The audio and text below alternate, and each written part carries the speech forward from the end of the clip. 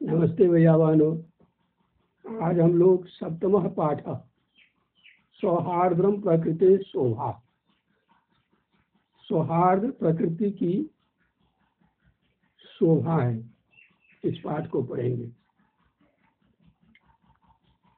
यह पाठ परस्पर स्नेह सौहार्दपूर्ण व्यवहार हो यह बताता है। आजकल हम देखते हैं कि समाज में लोग आत्माभिमान, आत्मगौरव, लोगों में आत्मगौरव, अहंकार की भावना आ गया है, अहंकार की भावना आ गई है। वे आपस में एक दूसरे का तिरस्कार करते हैं, अपने स्वार्थ की पूर्ति में संलग्न रहते हैं, हमेशा अपने स्वार्थ की पूर्ति में लगे रहते हैं। वे दूसरों के कल्याण के विषय में कभी नहीं सोचते। उनका जीवन का उद्देश्य ही बदल चुका है। उनका जीवन का उद्देश्य ही जो है एको हम द्वितीय नास्ति वाला हो गया है, स्वार्थ परक हो गया है।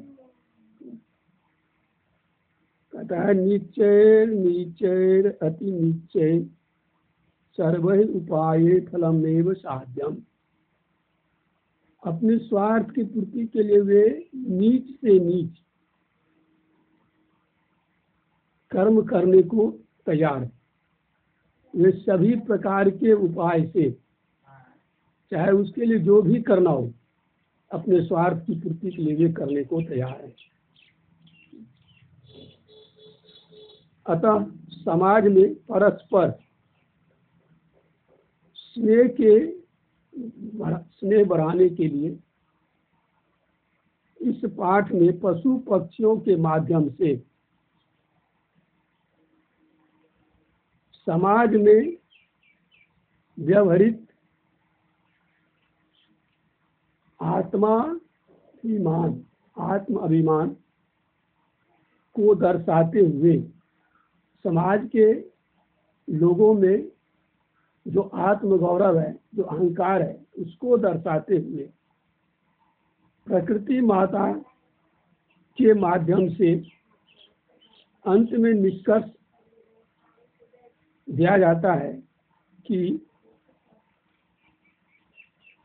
काल के अनुसार, समय के अनुसार सभी जीवों का महत्व होता है, सभी प्राणियों का महत्व होता है। सभी अन्योनाश्रित हैं, एक दूसरे पे आश्रित हैं।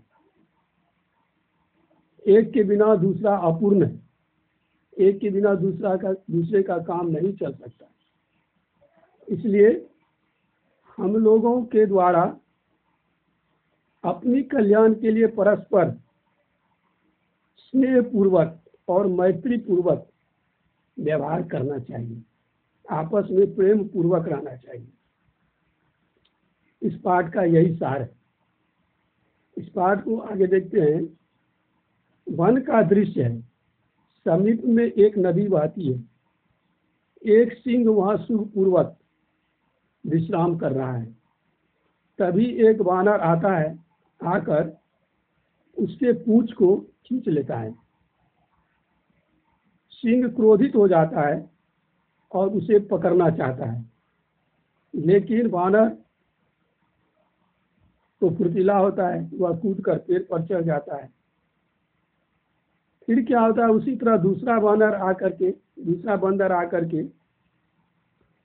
सिंह के कान को खींच के फिर पेड़ पर चढ़ जाता है। इस तरह वह जो बंदर है बार बार सिंह को तंग करता है। क्रोधित होकर वह सिंह इधर उधर दौड़ता है, गरजता है, पर कुछ कर नहीं सकता है। बंदर को वो पकड़ेगा कैसे? जब तक वो बंदर को पकड़ना चाहता है तो बंदर पेड़ पर चढ़ जाता है, वह कुछ करने में असमर्थ हो जाता है। और वे जो बंदर सब पेड़ पर रहते हैं वे सभी हंसते हैं, और विभिन्न प्रकार के पक्षी भी सिंह की यह दशा देख करके हर्ष अनुभव करते हैं, और वे लोग कलरव करते हैं, खुशी से कलरव करते हैं। निद्रा के भंग हो जाने के दुख से वह वनराज जंगल का राजा सोचता है कि इस तुच्छ जीव के द्वारा हमारी यह स्थिति, हमारा यह हाल हो गया। यह देखकर सर्वजंतून दृष्टवा, वह सभी जीवों को देखकर वह सिंह पूछता है। सिंह जोर से गर्जना करके कहता है, भो हम वन राजा किम भयम ना जायते, कहता है मैं जंगल का राजा हूँ, क्या तुम लोगों को डर नहीं होता है? किमर्थम माम एव तुदंती सर्वे मिलित्वा, माम एव मुझे ही, कहता है तुम सभी मिलकर मुझे क्यों तंग करते हो, मैं तो जंगल का राजा हूँ। एक वानर कहता है, यतः त्वं वानराजा भवितुम तु सर्वथा अयोग्य, कहता है कि तुम तो जंगल का राजा होने में सर्वथा अयोग्य हो, योग्य नहीं हो। राजा तो रक्षक भवति परम भवान तु भक्षक, राजा तो अपनी प्रजा की रक्षा करने वाले होते हैं, लेकिन तुम तो हम लोगों के भक्षक हो, तुम तो हम ही लोगों को मार के खाते हो। अपि च स्वरक्षायामी समर्था नासी तैर कथम अस्मान रक्षिष्यसि, उसके बाद तुम अपनी ही रक्षा करने में जब असमर्थ हो, अपनी ही रक्षा तुम नहीं कर सकते हो, तो हम लोगों की रक्षा कैसे कर पाओगे। अन्य वानर, दूसरा वानर कहता है कि न श्रुता तो या पंचतंत्रोपी, क्या तुम्हारे द्वारा पंचतंत्र की उक्ति को नहीं सुना गया। यो न रक्षति वित्रस्तान पीड्यामानान परेशरा जंतुन पार्थिव रूपेण सौतिकांतो न संशय। पंचतंत्र में कहा गया है कि जो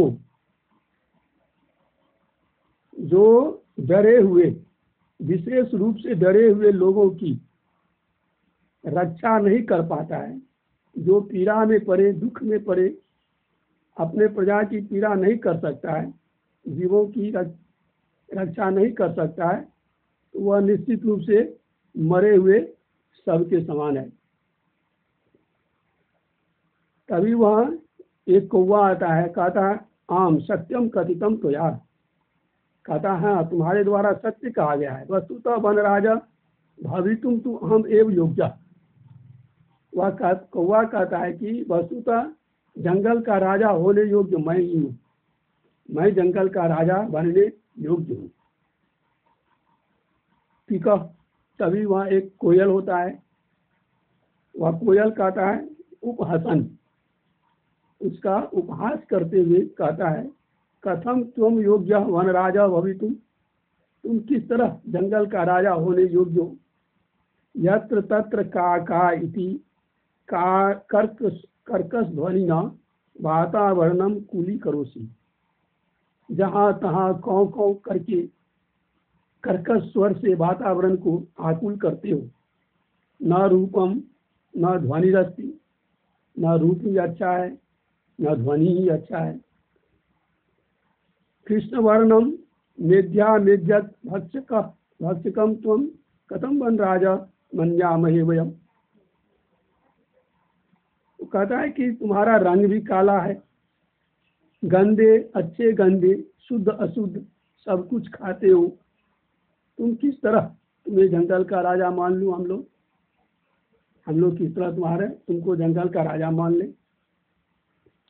कहा अरे अरे किम जल्पसी यदि हम कृष्ण वर्ण तैर त्वं की गौरांग अति च विस्मर्यते किम यत मम सत्य प्रियता तु जनानाम कृते उदाहरण स्वरूपा।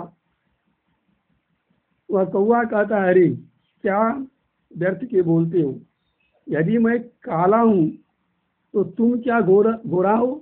कोयल को कहता है कौवा, यदि मैं काला हूँ तो तुम क्या गोरा हो? तुम भी तो काली हो। अति च विस्मयते, और भूल गए यदि मम सत्यप्रियता, मेरी सत्यप्रियता को आप भूल गए। मेरी सत्यप्रियता तो जग प्रसिद्ध है, लोगों के द्वारा उदाहरण है। अनितम वदसी चेत काकः दसेत, लोगों में यह प्रचलित है कि झूठ बोलते हो तो कौवा काटेगा। इसी प्रकारेण अस्माकं परिश्रमः ऐक्यम च विश्व प्रसिद्धम, हमारा परिश्रम और हमारी एकता विश्व प्रसिद्ध है। अपि च कागचेष्टः विद्यार्थी एवं आदर्श छात्र मन्यते, और उस विद्यार्थी को आदर्श माना जाता है जिसका काग चेष्टा होता है। कौवे की चेष्टा वाले विद्यार्थी को आदर्श माना जाता है। कोयल कहता अलम अलम अति विकथने, व्यर्थ का आलाप करते हो, व्यर्थ का अपना वर्णन करते हो, बड़ाई करते हो। किम विस्मर्यते यत् काकः कृष्ण पिकः कृष्ण को भेदः पिक काकयो, बसंत समये प्राप्ते काकः काकः पिकः पिकः। कोयल कहता है अरे मूर्ख, क्या तुम अपनी बड़ाई स्वयं करते जा रहे हो? तुम नहीं जानते कि कौवा और कोयल दोनों काला ही होता है। दोनों में क्या भेद है? दोनों में कोई भेद नहीं है, लेकिन बसंत समय प्राप्त काका काका पिका पिका, जब बसंत समय आता है तब पता चलता है कौवा और कोयल क्या है। बसंत के समय क्या होता है कि बसंत के समय कोयल पंचम स्वर में गाती है। बसंत के समय कोयल जब गाती है तब लोग उसे पहचान जाते हैं कि यह कोयल है। तब कोयल और कौवे में फर्क होता है। इसलिए वह कोयल कहती है कौवा को कि बसंत समय प्राप्त काका काका पिका पिका, बसंत के समय आने पर कौवा और कोयल में फर्क हो जाता है। कहने का अभिप्राय यहाँ पर यह है कि समय आने पर लोगों का पहचान होता है, किसमें क्या गुण है इसकी पहचान समय आने पर होता है। फिर कौवा कहता है रे परभृत, रे दूसरों पे आश्रित, दूसरों पर जीने वाले कोयल, हम यदि तब संतति न पालयन, यदि मैं तुम्हारे बच्चे को ना पालूं, तहिर्कुत्र सुपिता, तो इतने सारे कोयल कहाँ से होंगे? तुम्हारे बच्चे को तो मैं पालता हूँ, तुम तो दूसरों पर आश्रित रहने वाले हो। अतः हम एवं करुणा पर, पक्षी सम्राट कहा था, इसलिए मैं ही करुणा पर सबसे ज्यादा करुणा करने वाला पक्षियों का सम्राट हूँ।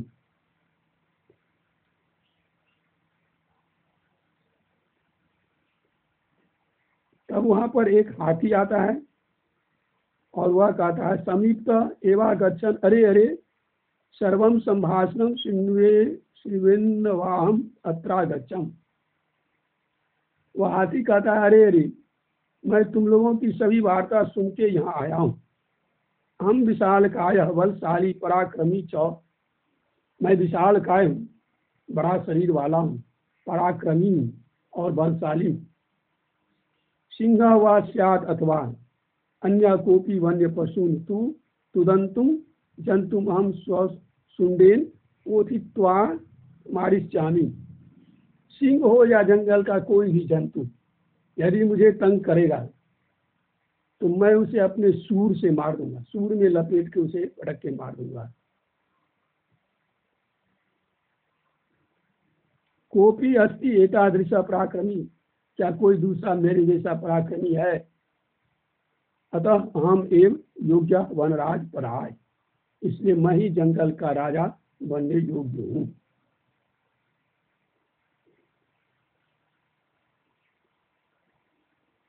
तब वानर कहता है अरे अरे एवं वा शीघ्रमेव गजस्यापि पुच्छम विदुई वृक्षोपरि आरोहति। बंदर कहता ऐसा है, और या करके वह जल्दी से हाथी की पूंछ खींच के फिर पेड़ पर चढ़ जाता है।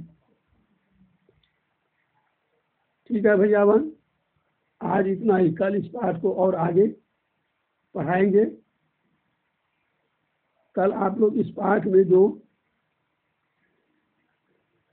संधि पद आए हैं उसे चुनकर संधि विच्छेद करके भेजिएगा। कल आगे और पढ़ाएंगे। धन्यवाद।